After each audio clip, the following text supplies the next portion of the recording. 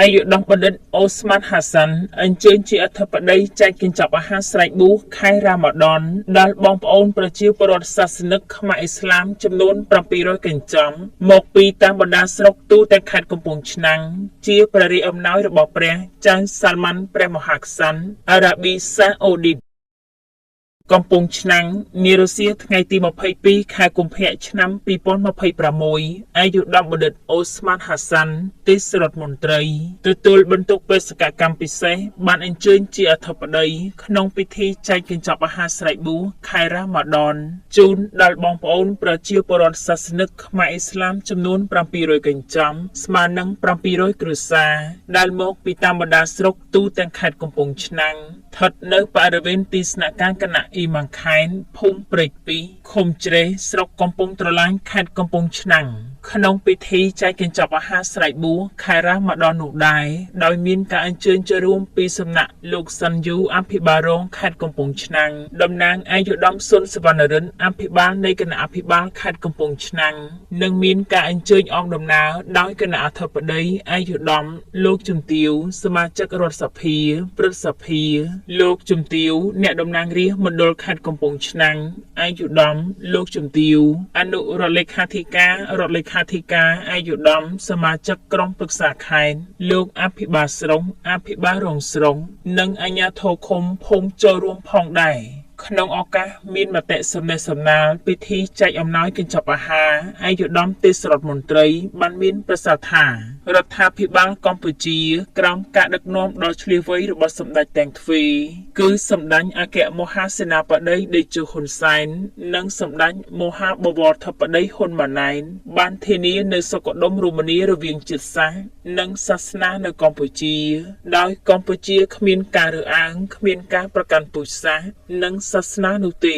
លើសពីនេះទៅទៀតរដ្ឋាភិបាលកម្ពុជាតែងតែចូលរួមដោះស្រាយរាល់ទុក្ខកង្វល់និងតម្រូវការជូនដល់សហគមន៍ឥស្លាមកម្ពុជាផងដែរមិនត្រឹមតែប៉ុណ្ណោះសហគមន៍ឥស្លាមក៏ត្រូវបានរដ្ឋាភិបាលផ្ដល់សិននិងបើកឲ្យទទួលជំនួយពីបរទេសដើម្បីអភិវឌ្ឍសហគមន៍ឥស្លាមជារៀងរហូតមកដូច្នេះហើយយើងទាំងអស់គ្នាសហគមន៍ឥស្លាមត្រូវរួមសហការគ្នាគាំទ្រនិងជឿជាក់លើការដឹកនាំរបស់រដ្ឋាភិបាលកម្ពុជា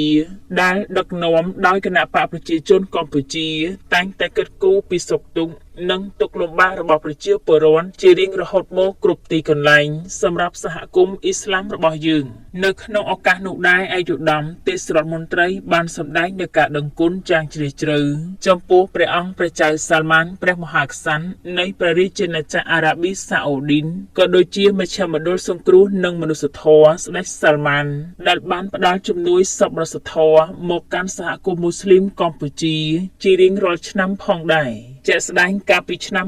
2025កន្លងទៅបានផ្ដល់ជំនួយជាផ្លែលម៉ើចំនួន25តោននិងគម្ពីរអាល់កុរអានចំនួន50000ក្បាលលើសពីនេះក៏បានបើកទូលាយសម្រាប់សាសនិកឥស្លាមកម្ពុជាទៅប្រតិបត្តិបុណ្យធម្មយាត្រាហាជីនិងអ៊ុំរ៉ោះជាពិសេសទៀតនោះតែងតែផ្ដល់អំណោយទៅធ្វើបុណ្យហាជីនិងអ៊ុំរ៉ោះជារៀងរាល់ឆ្នាំចាប់តាំងពីសម័យកាលស្ដេចហ្វាត់ប៊ីនអាប់ឌុលឡាស៊ីរហូតដល់ព្រះចៅសាល់ម៉ាន់ប៊ិនអាប់ឌុលអាស៊ីព្រះមហាក្សត្រអារ៉ាប៊ីសាអូឌីនអាយុដំទេសរដ្ឋមន្ត្រីបានបញ្ជាក់ថាអំណោយទាំងនេះគឺជាសក្ខីភាពនៃចំណងមិត្តភាពដ៏រឹងមាំរវាងរដ្ឋាភិបាលកម្ពុជា